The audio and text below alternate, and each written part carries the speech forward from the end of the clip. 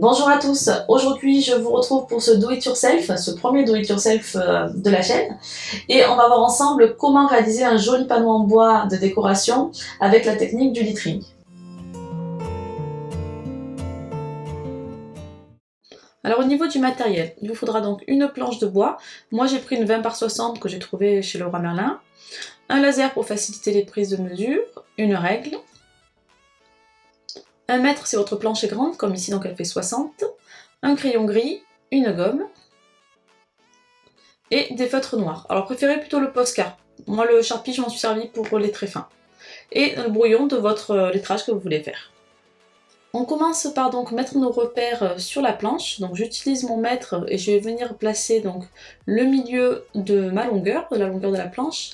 J'utilise le crayon gris mais il faut vraiment appuyer très légèrement parce qu'en fait le crayon boit même le crayon gris et on a du mal à le gommer. Donc vraiment très léger et vous allez voir que je fais jamais de grands tracés mais que des petits traits. Ensuite je fais pareil donc sur la hauteur de ma planche. Là je mets plusieurs repères tout simplement pour faciliter les tracés donc sur ma planche.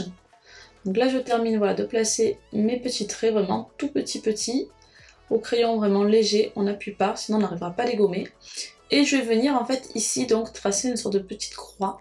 Alors pareil, je ne trace pas en fait de traits vraiment entiers, je fais des petits pointillés assez espacés, juste histoire de quoi me repérer, mais pouvoir ensuite le gommer facilement.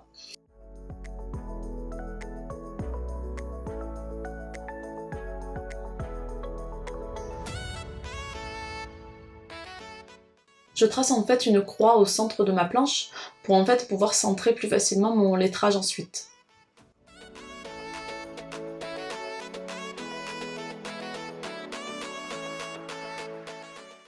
Une fois donc cette croix au centre, je vais venir estimer en fait la taille de mon lettrage. Donc moi mon lettrage fait 3 lignes. Donc je veux que ma deuxième ligne, donc celle du milieu, soit au centre. Donc je vois à peu près la proportion en haut et en bas pour que ce soit égal. Et j'estime que ma ligne pour moi voilà, elle va faire 3 cm. Donc je la place au centre, de manière donc à avoir 1,5 cm au-dessus et 1,5 cm en dessous de ma ligne centrale. Donc je mets pareil des petits repères au crayon. Ensuite je vais faire pareil donc pour mes deux autres lignes, celle du haut et celle du bas. Donc je vois à peu près visuellement la taille que j'ai envie de leur accorder. Et je vais laisser en fait 3 types d'espaces au-dessus donc de ma ligne centrale.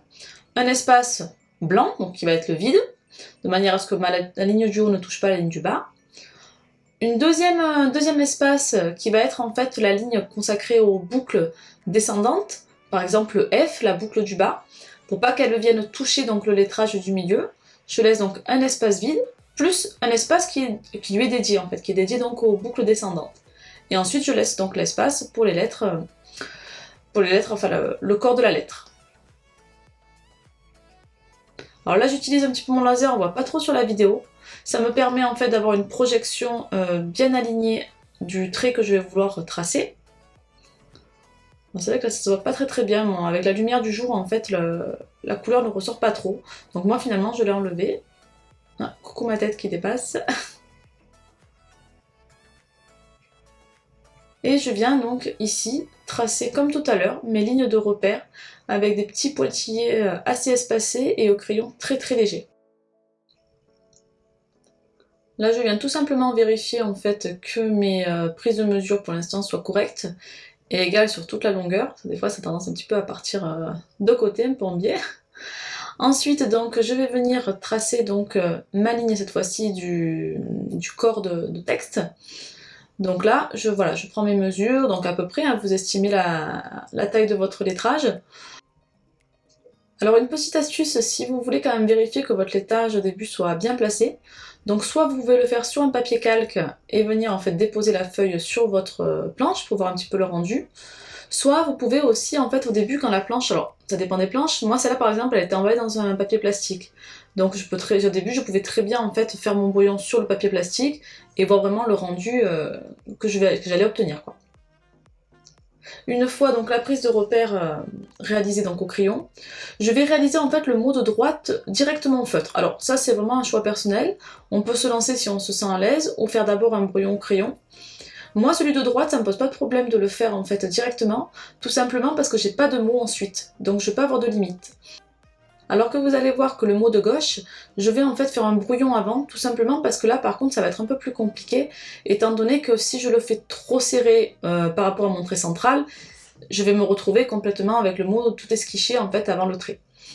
Donc le mot de droite, il n'y a pas de souci parce que j'ai pas de limite en termes de taille vers la droite. Par contre le mot de gauche, moi je préfère faire au crayon. Voilà, après ça c'est chacun la manière dont vous vous sentez à l'aise en fait par rapport au lettrage. Donc ici, je vois à peu près le mot de droite qui fait 4 lettres. Mon mot de gauche fait 4 lettres ici, puisque je veux écrire donc la phrase Live Life. Donc je vais en fait prendre à peu près la même dimension, et je vais venir tracer donc au crayon.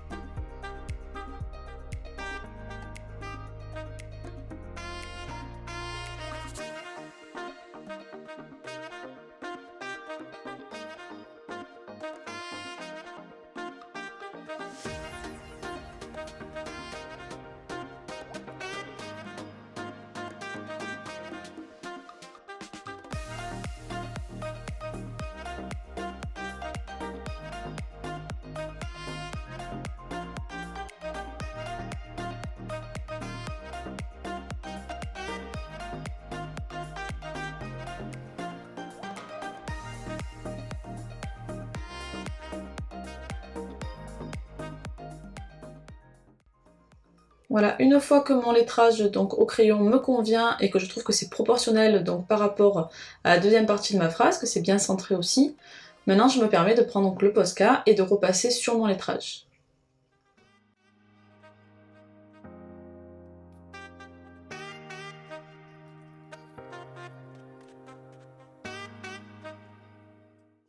Alors pour obtenir vraiment un style un petit peu brush lettering, donc de calligraphie, je vais venir en fait utiliser la technique de la fausse calligraphie, donc c'est-à-dire que je vais venir doubler tous mes traits descendants.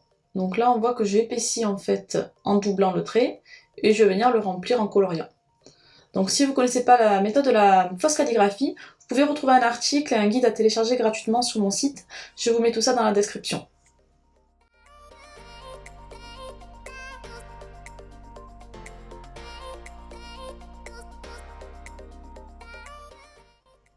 J'épaissis donc vraiment que mes traits descendants. Si vous n'êtes pas sûr des traits descendants, vous n'êtes pas trop à l'aise par rapport à ça, refaites la gestuelle en l'air en fait, et voyez votre main quand c'est qu'elle monte pour écrire et quand c'est qu'elle descend. À partir du moment où vous commencez la descente, vous doublez votre trait. De toute façon, tout est expliqué dans le guide, n'hésitez pas à le télécharger, je vous mets donc le lien vraiment en dessous de la vidéo. Ça vous expliquera vraiment comment doubler pour avoir justement un joli effet calligraphie.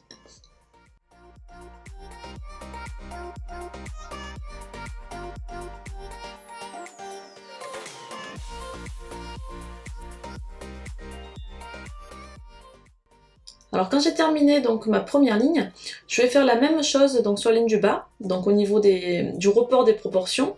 Alors si je commence pas par la phrase du milieu, c'est tout simplement parce que en fait je vais vouloir vraiment bien la centrer. Donc je préfère faire ma ligne du haut, puis ma ligne du bas, et ensuite donc placer ma ligne du milieu en fonction de mes lettrages.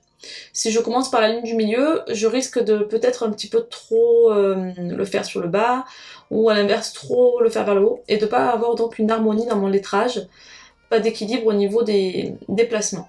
Donc là je replace donc mes petits repères en prenant la même dimension en fait que j'ai pris sur la première ligne, pour avoir vraiment un lettrage harmonieux et avoir la même taille au niveau des lettres.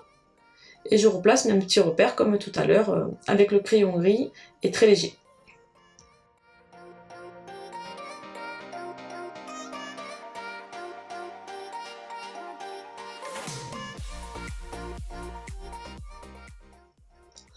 Pour cette troisième ligne, en fait, j'ai qu'un seul mot, moi.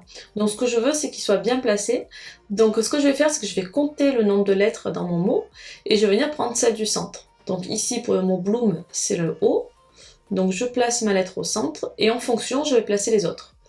Alors, je commence pas par le mot en entier directement, en fait, c'est parce que c'est vrai que je trouve que c'est pas évident, en proportion, de savoir comment on va étaler notre mot en fait sur la ligne, et donc je trouve que c'est vraiment difficile à centrer. Donc ce que je fais, c'est que moi je commence par la lettre du milieu. Voilà, toujours je commence, et ensuite donc là pour le coup je fais vraiment au crayon fin, toujours pareil, pour pouvoir donc vraiment bien harmoniser mon mot et bien le placer au centre.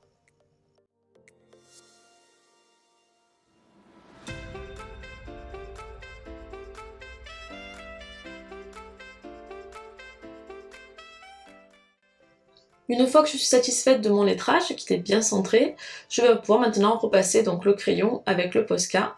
Donc pas besoin de gommer un petit peu le crayon, puisque de toute façon le Posca va complètement le recouvrir, surtout si vous écrivez en noir.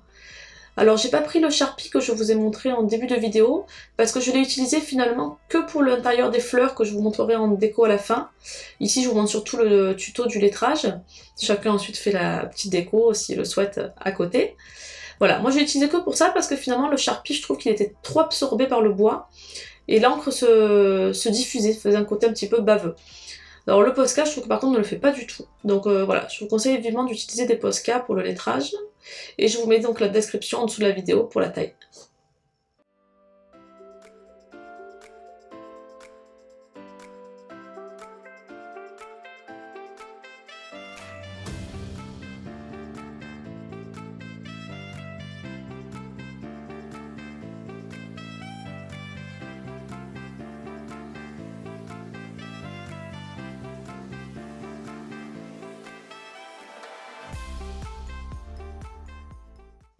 Maintenant que j'ai terminé mes deux lignes, donc celle du haut et celle du bas, je vais pouvoir m'attaquer à celle du centre, qui va être donc beaucoup plus facile à centrer, puisque j'ai mes deux lettrages en repère maintenant.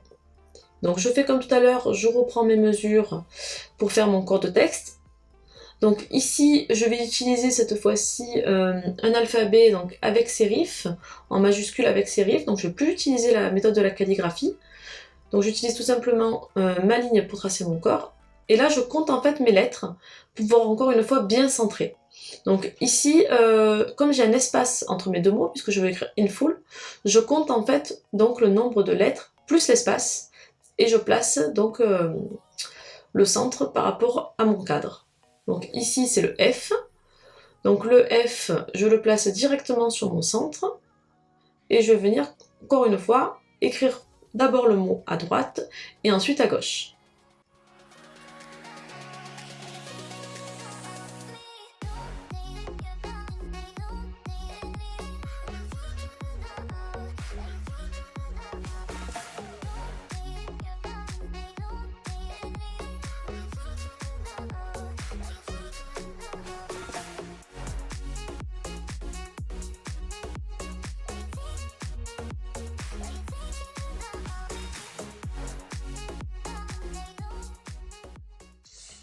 Une fois que donc mon brouillon est réalisé, comme tout à l'heure, je repasse ensuite par-dessus mes lettres au Posca. Alors là, je vous conseille, quand vous tracez comme ça des lettres droites en bâton, de vraiment aller doucement. Ça évite les tremblements, donc il vaut mieux aller doucement, prendre son temps, parce que quand on va vite, on a tendance à un peu plus trembler.